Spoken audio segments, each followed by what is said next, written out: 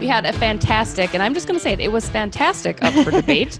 I'm going to call it game breaker, right? What is the true game breaker? Is it Kevin Fiala? I know it's probably Kevin Fiala for the Minnesota Wild. I mean, obviously, again, there are so many things that are contributing to the success, so many players that are contributing to the success. But Alexis, you narrowed it down to 3 very large, unignorable items, players, people. Why don't you list them off for us? So we got Dean Evason, or just overall coaching. We've got Kirill Kaprizov, obviously, is a gimme there. And then lastly, I included goaltending. And I kind of put this same question in a poll form on my personal Twitter. And I liked the conversation that was kind of going on in my mentions. And I thought, let's bring this to Bardown Beauties and kind of switch up the choices here. And that's the 3 that I went with because it seems like over the course of the season, that is what has stood out the most to me. And obviously there's other things, that you could have mentioned there. And a lot of people were saying all 3. But those were the 3 that I went with. And it seems even unfair to ask people to point their finger to just one of them because they are all so important throughout the course of the season. But that's what we did. And they're all so great. Pick one. Yeah. Right? Like, that's the toughest thing. Like, it's hard. And they work together, right? Like, at the end of the day, Dean Evason is leading the charge for these players, but Kirill Kaprizov is bringing this new element. And then they're also getting great goaltending. Like, yes. I don't know. How do you pick? What did you pick? We have to pick. What did you pick? I picked Kaprizov, and it is such a gimme answer. And I was really torn between Kaprizov and goaltending.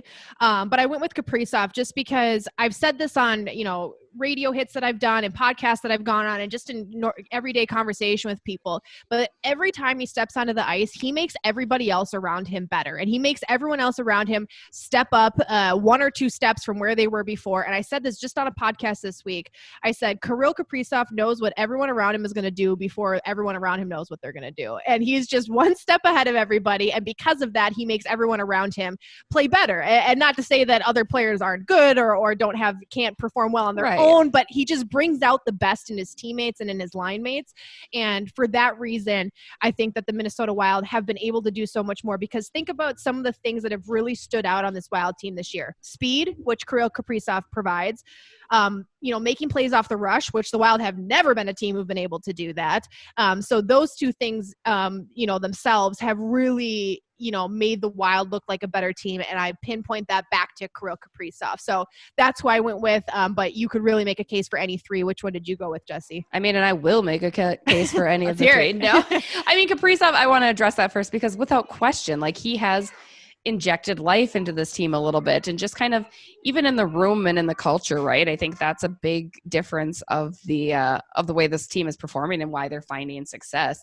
And we've asked Dean Evason too, very blatantly, like how much has Kaprizov helped these guys? I mean, again, Matt Zuccarello, Victor Rask, you guys, nobody saw that coming. Nobody saw those games. Victor Rask is out there dangling guys the other night. Power play goals. We need them. Come on, give me more of that. It's tremendous. And not to say that those guys, it always says you put the lines together and that's why lines can be important, right? But Kirill is just doing something that I think is filtering off to all these other guys. Yeah.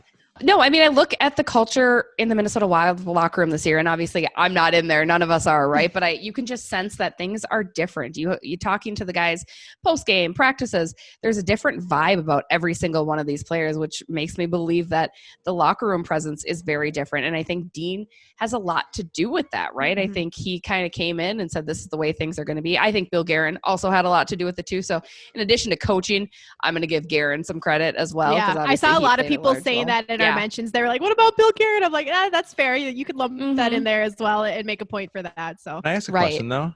Yeah. And I hate saying this, and I've kind of had it in the back of my head for a while. Oh God. If you're Mikko Koivu, do you look around and go, was it me? Oh, is it me? Sad. No, I mean, you seriously can't do though. I'm just saying. Come on, people complained about the captaincy for a long time. I think this team and is the so captaincy different. changes, the leadership changes a little bit, and all of a sudden. But I think Mikko never had a young team like this. Yeah. I think that's It's a fair question, but I'm not saying it's Mikko's fault. I'm just saying if you are Mikko and you're sitting at home going, Mikko's listening right now and just giving you the finish there. Oh, he's listening. I just want to say as well, we don't normally like really debate in these debate segments because we typically agree with each other, but just to play devil's advocate to your coaching point, the reason that I kind of leaned away from the coaching one was because the makeup of the team is so different. Like this roster looks very different this year than it did in previous years. And so that leads me to wonder, like, okay, how much can you really attribute to the coaching? Is it maybe just the roster has a new look and it's the players doing this? Not to say Dean has his hands completely out of it. Obviously, he's had an impact in this. But that was why I was like, I don't know if I can pick that one as the leading factor because to me, there was other things. Right. But I love that, as someone like you, Jesse, who was very unsure about whether Dean was ready for this or not, I love what he has been able to do with this team and just be able to help them get these wins and the way that he's rolled the lines and made these big calls where he's like, you're getting sat, I'm rolling the lines here, F the power play unit, we don't have one. Like he's making these big decisions. Now the goaltending thing where it's like, who do we go with the goaltender? He's just going to make whatever decision he wants. He doesn't feel obligated to start any one player over the other. So I will say in that respect that he has made a big difference. But yeah, you could say Bill Guerin is a reason why. You could say that captaincy change is a reason why. I mean, you could list a lot of different things for the Wild's success, which, as we've said before, is a fantastic problem to have, that we cannot pinpoint what thing is going so well that it's the leading factor. And it never should be one thing. Like, I'm grateful that it's not just Kaprizov, right? Because you don't want that flash in the pan of one player, like a poor Connor McDavid situation in Edmonton, right? Jack Eichel. Yes, exactly. Like you don't Buffalo Sabres, want just the one guy that you're counting on every night. I mean, again, Kaprizov is a guy to talk about because he's doing everything right for everyone else too, right? It's not just that he's going down doing these highlight reel goals. It's passing, it's getting his line mates going. It's kind of all of it. And if that one player or one aspect isn't clicking that night, then the team isn't doing well. That's why you need everything to be, or at least a handful of things to be working for you because, Kirill Kaprizov is going to have off games. Our netminders are going to have off games. Our captain, Jared Spurgeon, is going to have off games, right? Where you need other guys to step up and say, don't worry, it's not your night. I got you tonight.